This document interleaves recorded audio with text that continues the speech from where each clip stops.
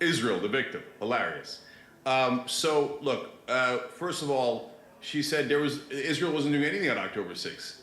Yeah, of course you were. You were occupying the Palestinians for the 57th year in a row. There wasn't a single Israeli in the Gaza Strip on October 6th. There wasn't a single Israeli in the Gaza Strip, except the ones that they're holding hostage. Those ones were in the Gaza Strip. This would happen. I told the producers ahead of time, there is no Israeli supporter that doesn't talk over you. You think that you feel entitled to the airtime. Always trying to shut down your own guy? Your lives are more valuable. Cenk, hot kettle black. Don't be a hypocrite. Don't be a hypocrite. Okay. Yeah, I mean, obviously she's in a bomb shelter, and the proximate cause of that is Iran's counter attack. But she left out the counter part.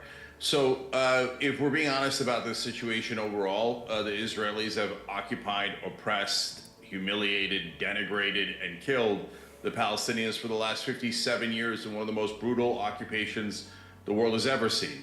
The length of it is stunning.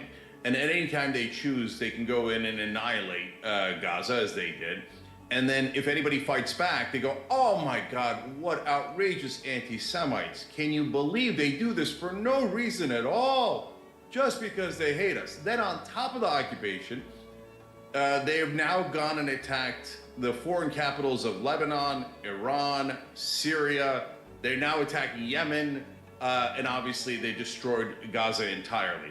But they believe, and Emily will tell you, they believe in their hearts that they are the victims because they can't see straight. They don't realize they're not David anymore. They're Goliath, and they're destroying the entire Middle East. And this is what the Israelis are like. They're like, we have our rights. We are important. Our lives matter. The Palestinians, we slaughtered 41,000 of them.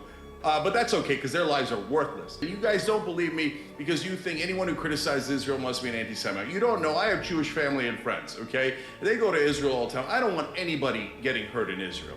I'm a massive believer in nonviolence, and I will stick to that no matter what.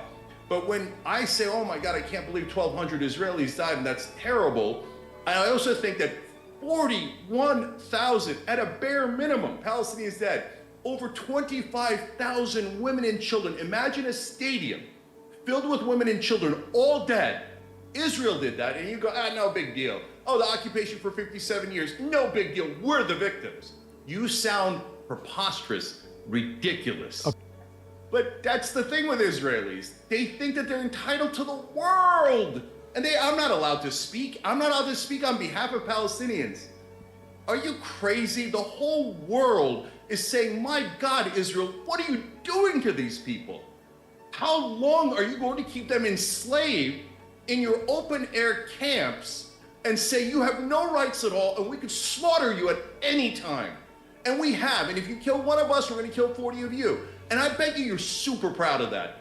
Oh yeah, we killed more of you. We killed more of your civilians. Well, I'm sick of it. I'm sick of it as a decent human being. And I wish that people would get outside of their tribes and realize that everyone is human. But the Israelis don't view the Palestinians, the Iranians, the Lebanese as human at all. They just view them as these and I'm being authentic here. I understand their perspective. They've been victimized by the world so often before Israel that they believe that everyone's an anti-Semite and they have a right to protect themselves because they're gonna get wiped out at any point. They don't realize they're a nuclear power. They're backed by the largest military in the history of the world, and they're the ones that are crushing other people. They're the ones oppressing other people. After what's happened to Jews throughout the history of the world, for them to now repeat that when they're in charge is so sad. It's so heartbreaking that any human being's heart would go out to the Palestinians and, by the way, to the Israelis for what they have become. Please stop killing all of your neighbors and occupying them. If you want to know what the correct answer was, it's super easy. And in fact, all of the Arab states, despite all of your lies, have clearly said that they are willing to give Israel safety, peace, and security if you just end the occupation. But you won't do it because you want to take more of the West Bank for your lunatic settlers, you want to take more of Gaza, and now I'm afraid you're going to go and occupy southern Lebanon and then use the same racist excuse of, oh, the Arabs and the Muslims are so violent We had to occupy them so they wouldn't be so anti-Semitic and hate us for no reason at all. And we took more of their land and more of their land. And you see how we're the victims? No, I don't see it. Cenk. As an objective outside person, I see that Israel's the powerful aggressor, occupier. All right, let me jump in here. Let me jump in here. The whole world sees it, Emily. The whole world sees it. The idea that the Middle East is ecstatic about Israel protecting them from Iran. I mean, I don't know how you say it with a straight face. There's tons of people in the Middle East watching. There's not one person that's Arab or Muslim who thinks, oh, great, Israel's here to protect me. So, I mean, you live in a fantasy world. So, and Hezbollah, oh, they're attacking for no reason at all. It's because of the occupation. Is that hard to understand? No, you're just going to keep saying, no, everybody's an anti-Semite, everybody's an anti-State. They hate us for no reason at all. Golly gee, they just came out of nowhere and started attacking us. Okay, I got it. So now to answer your question about the American government. Look, this is very depressing, and I'm sorry that I have to be the bearer of bad news, but American government officials are totally corrupt. So we're corrupted, and I don't want people getting the wrong idea. You know, there's these tropes about, oh, the Jews control the governments or the world and stuff. That's not true. My Jewish friends have nothing to do with it. And in America, bribery is basically made legal, right? So oil companies, banks, drug companies, they all buy our politicians, and the politicians do exactly what their donors tell them. There's a group called AIPAC and related pro-Israel lobbying groups here in America. And they're bragging about how they're going to spend $100 million basically buying off our politicians here in America. And it works. They spent over $11 million on Joe Biden. Joe Biden has financed the genocide of Gaza and has given Israel a green light on every war crime they've committed. Kamala Harris is over $5 million. The Republican leaders, their top donors are AIPAC. Miriam Adelson has given $90 million to Donald Trump in this election. Her late husband, Sheldon Adelson, gave him $100 million in 2016 and 2020. So Trump and Kamala Harris are totally in the pocket of Israel. They will never, ever help the Palestinians, and all they'll do is continue 100% green light on any war crimes Israel wants. I in AIPAC stands for Israel. Another aligned group is Democratic Majority for Israel. So yes, they're American citizens. I'll take their word for it. But they are saying, I want you to serve Israel and not America. Israel first, America maybe second or eighth, I don't really care. And again, do not put this on all Jewish Americans. It's not even true of the majority at all. So, you know how much money America has given to Israel? $300 You mean that's billion. been reinvested? Okay, look, everyone makes a point. Okay, 300 billion US. Keep going. Hold on, let me just finish that point real quick. So the audience, you guys decide. Do you think that America gave Israel $300 billion because they thought it was so good for America and they just did it for the good of the American people, or because the American politicians got hundreds of millions of dollars from lobbying groups in favor of Israel? You guys be the judge. Let's do it fair, okay? Fair. So my answer is super simple, and I've said it on 100 shows. Right after October 7th, I understood that they required a response, and I would have said, and I did say on air, so you can check it for yourself, that they should use special forces and be incredibly targeted towards Hamas, their leadership, and their troops, and not against the civilians. And instead, Israel decided, let's just drop 2,000-pound bombs in the middle of cities. Now, you see when they kill Hezbollah and Hamas leaders, Hezbollah and Hamas immediately say, yes, our leaders were killed. For the first 9 months, Israel didn't kill any Hamas leaders. All they were doing was slaughtering women, children, innocent men, tens of thousands of Palestinians, and didn't get a single Hamas leader. Because it wasn't about, oh, golly gee, we just happened to miss. We missed 30,000, 40,000 times. We're the most incompetent military in the world. We just keep missing by accident. No one believes you. The whole world knows you're doing it on purpose.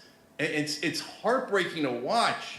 And so, and by the way, on AIPAC, one quick thing that she's getting wrong.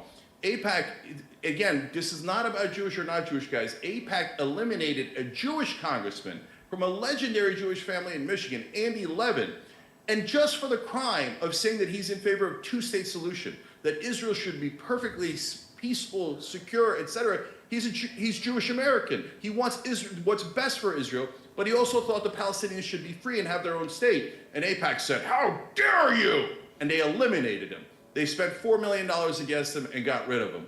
So this is an organization that works only for Israel. The idea that America gets anything out of it is comical. If that's true, okay, why doesn't America give another really strong ally, someone that has protected them countless times and is the second largest army in their top military alliance, NATO? That's Turkey. Why don't they give Turkey $300 billion? We know what the right model is. It's a peace deal. Now, people that are right-wing warmongers will say, oh, no, peace never works. And it's especially not going to work in Israel or the Middle East. Well, that's empirically incorrect. One of the most spectacular peace deals ever done was Israel and Egypt. They made a peace deal. Egypt never broke the peace deal. The same kind of racist language was used back then. The Arabs, the Muslims will never agree to peace. They're violent savages. They'll keep attacking us anyway, etc. But Egypt didn't, and they never violated the peace deal.